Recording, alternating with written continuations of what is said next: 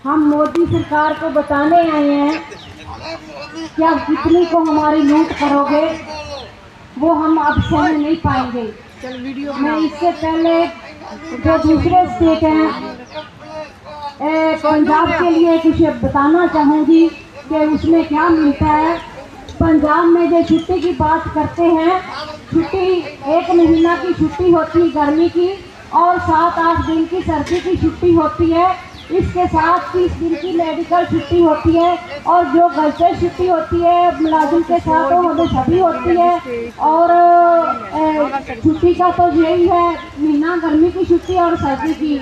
और रिटायरमेंट के समय 1 लाख रुपया वर्कर को और 50,000 रुपये हेल्पर को मिलते हैं। मानदेय है जो पंजाब सरकार दे रही है वो 7,000 आंगनवाड़ी वर्कर को, तो इसका आधा जो हेल्पर को दे रही है। तो सेंटर का तो आप जानते ही हो 4500 रुपये वर्कर का है, 2250 रुपये हेल्पर का है।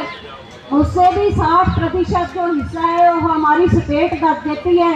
इसके हिसाब से जो हम अकेले सेंटर का हिस्सा मानिए तो 18,500 के 1850 के करीब बनेगा सेंटर का, तो इसका बाद हेल्पर का बनेगा।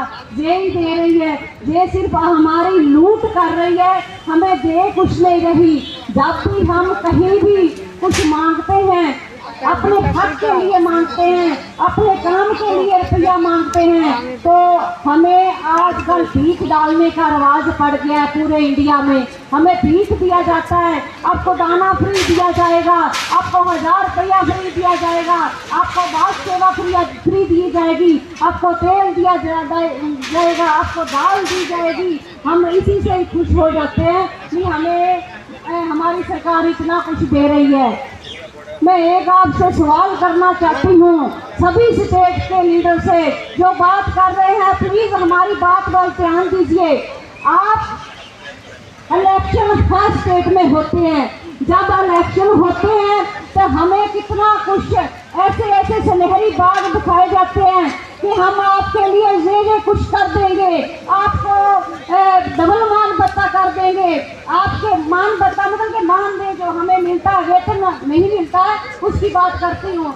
और भी कितना कुछ देने के लिए बात की जाती है। जब ऐसा कुछ करते हैं तो हम बहुत खुश होते हैं कि ये लोग हमारे लिए सोच रहे हैं। पर बहनों, जो कारपोरेट करानी है वो उनके लिए सोच रहे हैं, वो हमारे लिए नहीं सोच रहे हैं। हम FRS की बात करते हैं, हम FRS करने के लिए सारा दिन लगा देते हैं, पूरा महीना